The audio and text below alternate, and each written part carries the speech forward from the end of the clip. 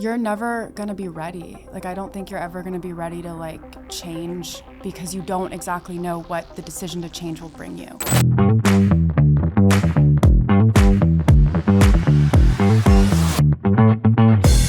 Hey besties, welcome back to another episode of I Missed Me. I am so happy today because I have Vanessa Fontana with me today again. Actually, I have an episode with Vanessa already. But Vanessa is the host of Figuring Shit Out, and she is a speaker and a writer.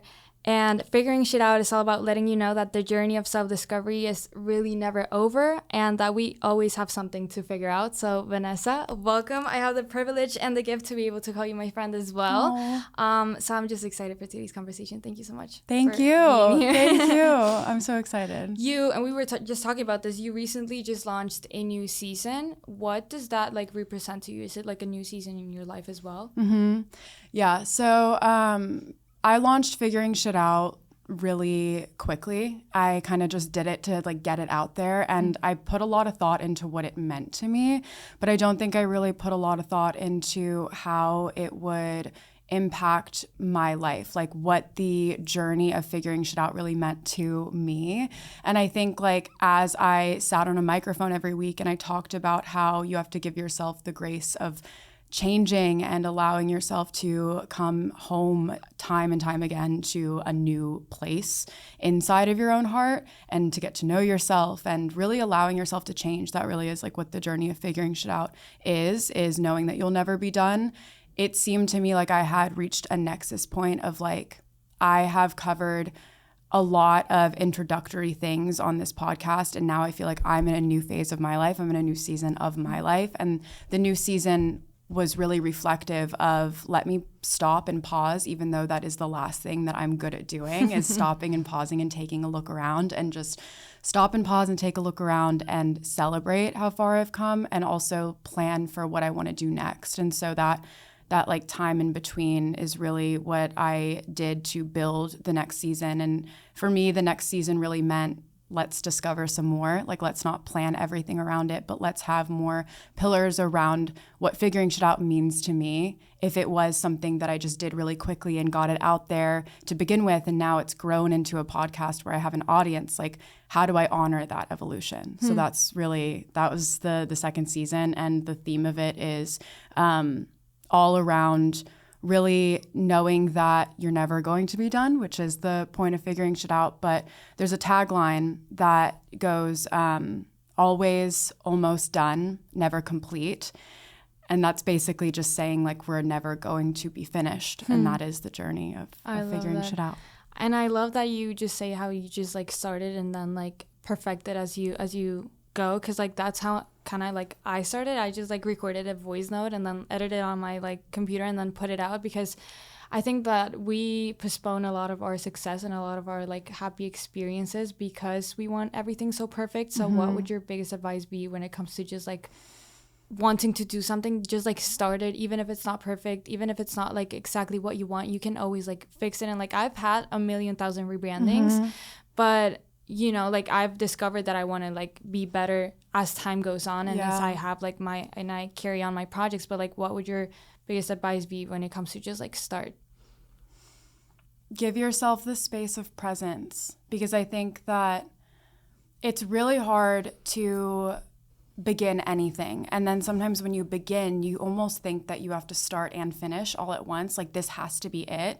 And I think that can be really hard for people and hold a lot of people back, is this idea of perfectionism. And that's like why it's hard to start, because you want it to be perfect. But what I have found in starting so many things and maybe not finishing as many things as I wanted to along the way is that if I'm present while I'm doing it, if I'm showing up and if I'm there, then it's going to be worth something. It's going to teach me what I need to learn, and to be open to the possibility of discovering that maybe this isn't what I thought it was, and be open to the expectations not being there of it has to be this thing, is all rooted in a presence. It's all, I'm going to do this. I'm going to see what it can teach me. I'm going to allow it to change me how it needs to or wants to, because I feel called to do it. And I think like chopping up what we do when it comes to our passions or starting a new project into mini experiences that really help to shape us is something that I've had to learn because I'm such a doer and I'm like such a perfectionist that I'm just like, I almost feel like I can't start something if I don't know how it's going to end. But that discovery and the presence to have the discovery is so important. So honestly, that's what I would say. I love that. Yeah. And like you learn something about yourself in like every step of the way. Yeah. Like only by being present, like you learn about yourself. Yeah. That And you is learn about other people too. You don't have like the judgments or the expectations that they're going to, you know, like you or not like you, disappoint you or surprise you. Like you allow that to unfold. I think it's hard. Sometimes we go through this life and this world with like the perspective that we see it in, and we close ourselves off to the discovery of maybe this isn't what I thought it was, and maybe that's a good thing. Yeah. Yeah. I love that. Obviously, with a new season, like you said, and like with a new like chapter in your life comes a lot of change. And I think that there's people that struggle with starting a new chapter of their lives, even when they know it's necessary, just because they fear change. How, like, what would your biggest advice be when it comes to like embracing, accepting, and like welcoming change without fear, or maybe seeing fear as a gift? Yeah. You're never going to be ready. Like, I don't think you're ever going to be ready to like change because you don't exactly know what the decision to change will bring you. And I think that's what I'm learning, because I had gotten to a certain point in my life with the podcast and just the way that I was kind of going towards the end of the year in 2023, where I realized that, okay, I've done a lot. I haven't slowed down. I've lost a lot this year. I've felt a lot this year, but I haven't really given myself the space to feel what that means to me and allow myself the presence and the slowness to just integrate that into my own like life and my own experience of my life. And so I think that when I had gotten to the point of knowing that I needed something to change, I don't think I was ready for it because I didn't know what it would bring me. And I'm still discovering new things about what it's bringing me that I know I asked for, but I wasn't prepared for. And I think that it's knowing that you're always going to be okay, and that you can always take yourself out of your experience and see the broader, bigger picture of your life, and it can give you a sense of peace. Like, I know that where I am right now is not where I will always be. I know that at one point I was 17 and I was struggling. And I know that at one point I was 10 years old and I thought that the world was filled with beautiful, wonderful things and nothing else. And all of that is little bits and pieces of who I've become to be. And there's so much left to learn. There is an older version of me, like a 27-year-old, a 30-year-old, a 40-year-old who I know is giving me the same love that I am giving my younger selves. And so I just try to remember that like I'm in this journey, and the parts of it that are hard and filled with change and filled with fear, like all of that is new. It's not the same fear that I felt in different areas of my life where I thought that things were really, really hard. Like, it's new, it's a new experience, and it's meant to teach me new things. And I think at the end of the day, like, what we think is familiar to us feels safe, and sometimes what's familiar to us isn't healthy. And we have to learn new things. Like, we have to learn that new things are healthy, and, you know, life outside of maybe the trauma that we've been through or the hard experiences that we've been through does exist, but it's going to be scary to enter it because we have to believe that that exists for us. And so when you change, when you make the decision to say, this isn't working for me anymore, you have to go find what is. And that can even be a scarier experience than staying where you are sometimes.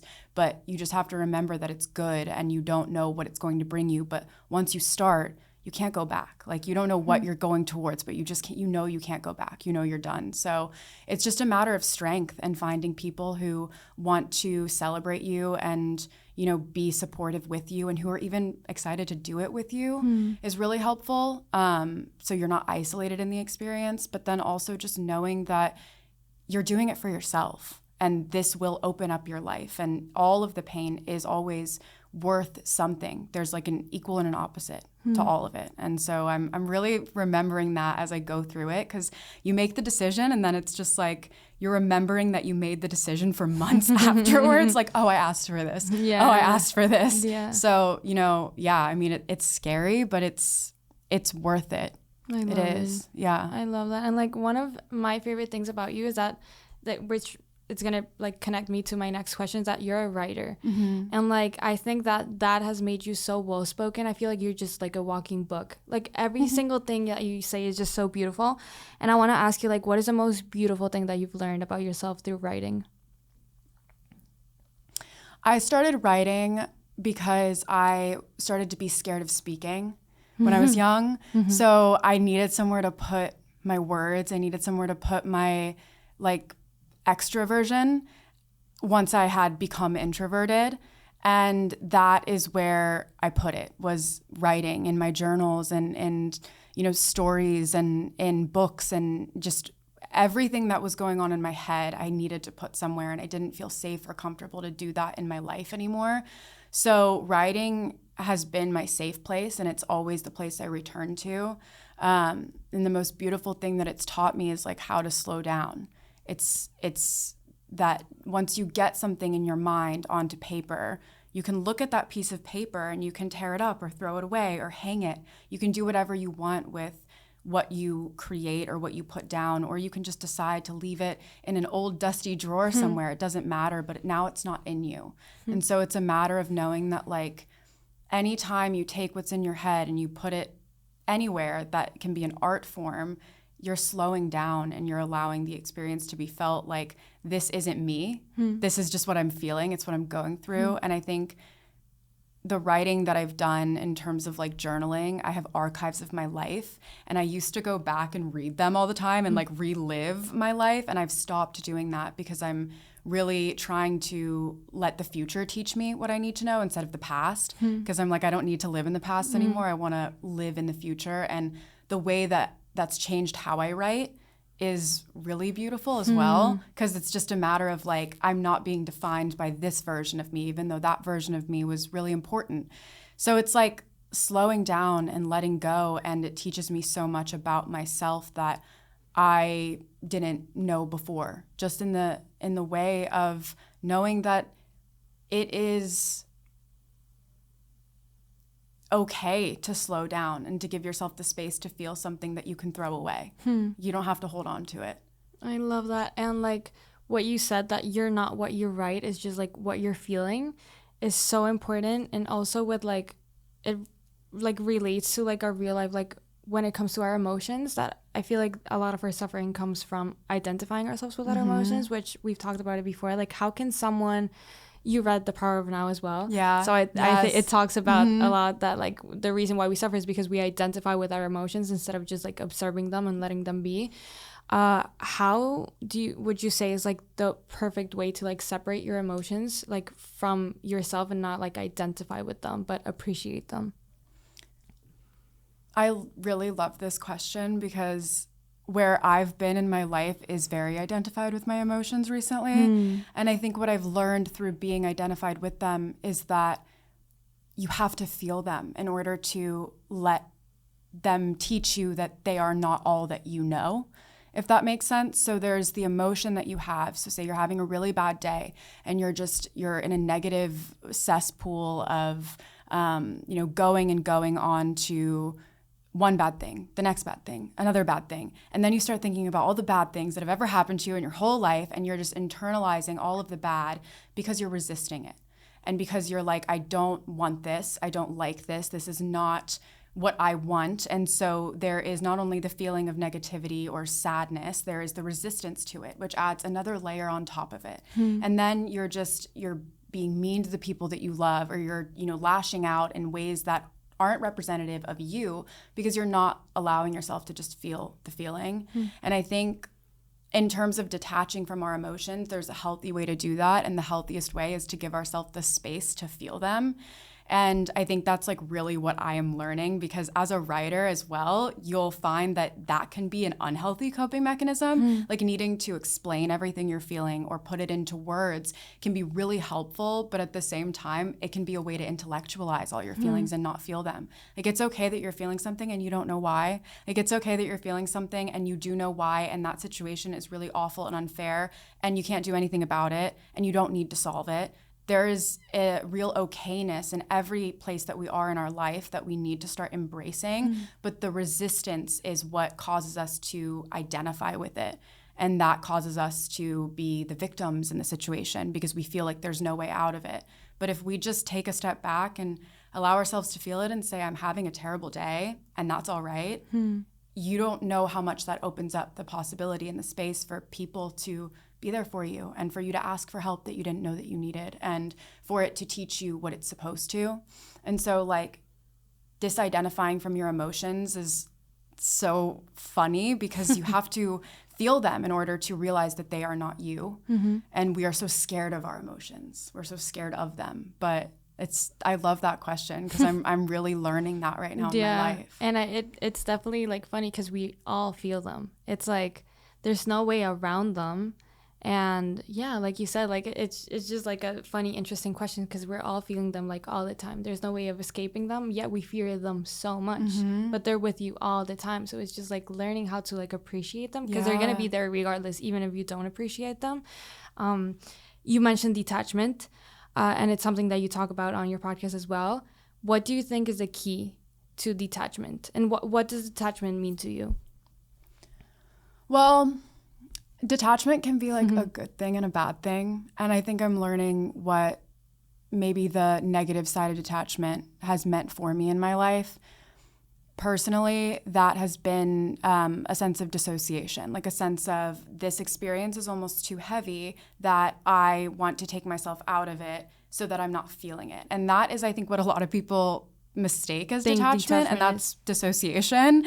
And so they're really different. Being detached is really being able to see a situation for what it is and again feel what that situation brings to you and then go forth in that with the exploration and the discovery and not having expectations. Like detachment is being able to have a grounded sense of trust that where you are is okay and that you are okay and that you are loved and you are supported and that if this thing doesn't work out, then that's all right. It's going to lead you to the next thing. It's a sense of being, really divinely guided.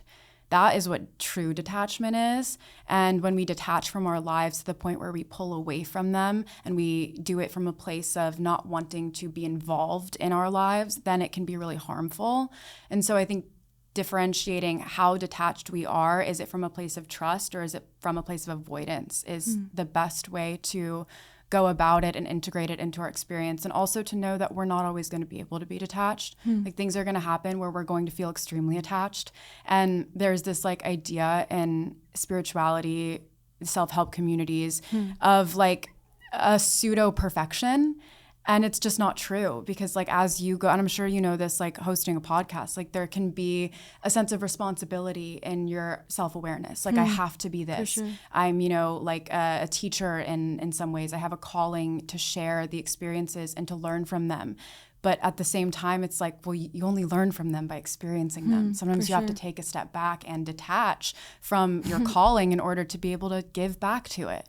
So, yeah. I love that. And I mean, I'm super open with it. Like on my podcast, I'm like, I'm not a therapist. I'm like navigating life with all of you guys. And like, I am going to fuck up in ways that I told you not to fuck up. You know what I mean? And like toxic relationships is a big one. Like I will tell you to leave and like, let go, but I will get involved myself in like toxic relationships and then I'll learn and then I'll tell you guys what I learned. You know what I mean? So it's just like, it's not therapy. It's just a journey of like, again, like we're all strangers healing together. And that's like my big message is that, like we're all just learning. And like, I have the gift to having a voice where I can share my experiences and like what I continue to learn, but I'm not trying to teach you anything. I'm just trying to relate to you and like, let you know how I'm like, handling and like navigating pain and like, maybe if it helps you, you can navigate pain in the same way. And I think that's like a healthy way to see it is like, no, like I'm not a therapist. I'm just like trying to navigate life just like you are. But I have the gift to be able to share my lessons and like maybe those lessons can help you. But it's definitely like a big thing in the community where there's been points in time where I have felt that responsibility of like I have to be perfect because I'm telling you how to be quote unquote perfect, but no, I'm telling you how to be human, so I have the right to be human as well. Which I think is like really beautiful about like what you and I do. So what are some things that you personally do to feel better when you're feeling pain?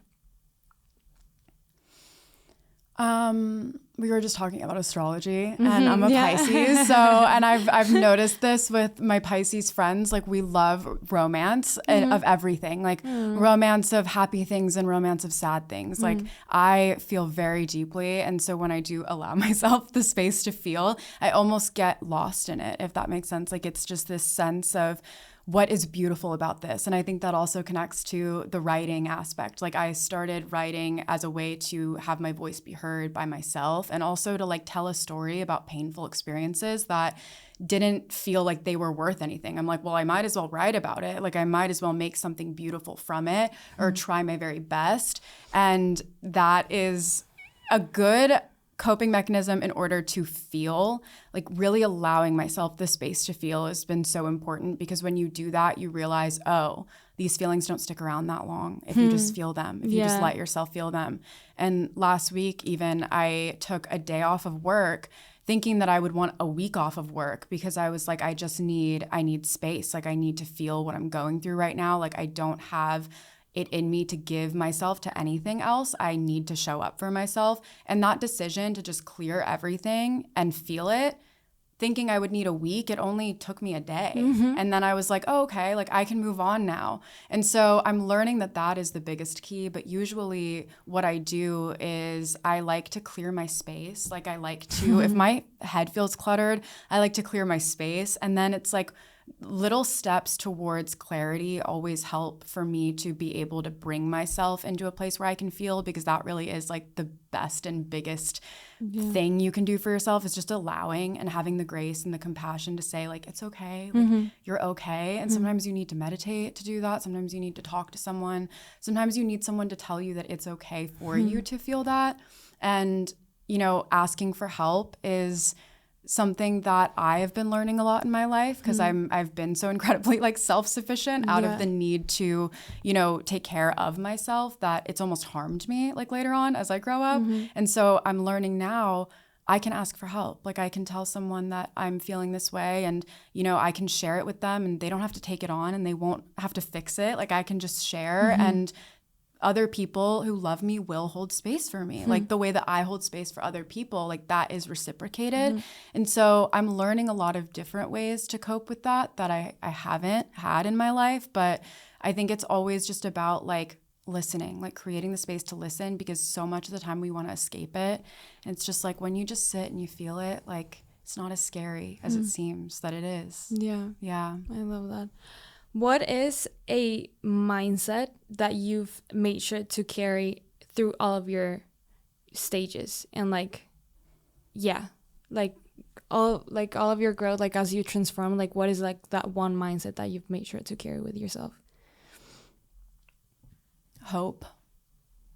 Yeah. I think I have always been so crafty at like figuring out a different way. I'm someone who, throughout all of like the dark times of life, and I had a really like traumatic childhood, and throughout that entire time growing up, I just always had this sense and feeling of like, there is another way, like, this isn't normal, and there is a different place for me in this world than like being in dysfunction. And I just always knew that, like, so deeply. I just knew like that this wasn't okay, and like the way that, you know, people were treating each other and talking to each other like wasn't from a place that I wanted to be part of. It wasn't from love. And I think like whenever I have felt the darkness, it's like hope has always brought me out of it. It's just like, I don't know what it is or where it is, but I'll see a dog, or I'll see a baby, or I'll see like someone giving love to another person, or someone will give me love, and it'll just remind me like, it is not this way. Like, that's not the only thing that exists. You have to see outside of it. And that's been like a huge thing that's given me resilience, is like, there is a whole life ahead of you, in front of you. You don't know what happens, and you get to be part of creating that. And if you can see the beauty in that, like, you will be led. You just have to let yourself be led. And hope has always been something I've held really deeply onto, like just knowing if I can get out of this terrible situation or if I can get out of this really hard time in my life, like there's something else outside of it. There is, like I know there is. And I've always known that. And it's like really kept me going. And still now, even through things that aren't traumatic, it's just like, okay, I'm here, I'm in this line, like the line sucks. I have to stand in here for like an hour to get my food or whatever it is. And I'm like, but then I'll have my food. You know, it's like the silver lining of everything, because there really is it. You just have to find it. That's so beautiful. Thank you so much for this conversation. Before closing it off, I have a little gift for you. Yay! I have oh my gosh, yay! I have a clothing brand. It's called I Miss Me Project now, but the message behind it is just basically that we're all strangers healing together. And yeah, like my message with the podcast and like with everything that I do is just let everybody know that we all feel pain. And I think that is just the one emotion that connects us all. You can have as many followers as you want on social media. You can have whatever job, be like in whatever part of the world, but pain just like connects us all and humbles us and makes us, you know, be empathetic with the other person. So this is for you. Yay! Oh my gosh. I was just like on your website and I was like, I love this. It's so beautiful. I'm so excited. Thank you. Okay, so jumping into our last question. What does healing mean to you? Healing is a commitment. Healing is knowing that you have two choices, and one of them is to stay the same and stay exactly where you are, or to grow and to face it and to overcome it and to figure out what's on the other side. And you're going to be here in this life one way or another, and you get to choose which choice that you take. And I think most of us don't know how to take the choice of healing, but it's always there and it always will be there, and it's never too late. And I think a lot of people may fear that it is, but it's just a commitment. You just have to make it. I love that. Thank you so much again for being here with me. I'm so grateful for you and our relationship and our friendship. So grateful that you're here. Thank you so much for your time. Where can people find you? People can find me on Spotify, Apple, Figuring Shit Out, the podcast, as well as socials. 222VGF is my personal Instagram, and you'll find my podcast Instagram there as well. And then I also have a website, so you'll see all the links there. Thank you so much. Thank you guys so much for listening. Don't forget to follow I Missed Me on social media at I Missed Me Podcast everywhere. Don't forget to go get your hoodie, nonameproject.co to get your hoodie. That's the website, I Miss Me Project. I'm going to be super active on the social medias as well, so don't forget to follow. And I love you guys. I will see you guys on our next episode. With love, Mafe.